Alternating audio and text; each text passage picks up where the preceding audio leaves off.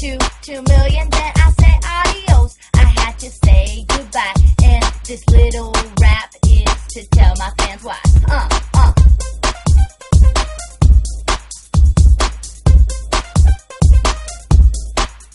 No, it wasn't because my friend told me to. Y'all know very well what you say I don't do, and the reasons are simple. I started tweeting about pimples. I stopped living for moments and started living for people.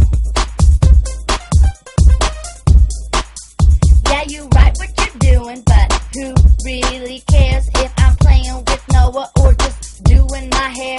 Everything that I type and everything that I do, all those lame gossip sites take it and they make it news. I want my private life private. I'm done trying to please. I ain't living for tabloids, no, I'm living for me. No more emo quotes and fake views with Demi. Yeah, I'm done with all that, and the truth is I'm too busy. Yeah, I gotta admit, I miss Dane Cook's tweets, and I really like looking at Katy Perry and Britney. I might have some withdrawals, I was a little obsessed, but I'm peacing out, and I'm leaving with this. Ha!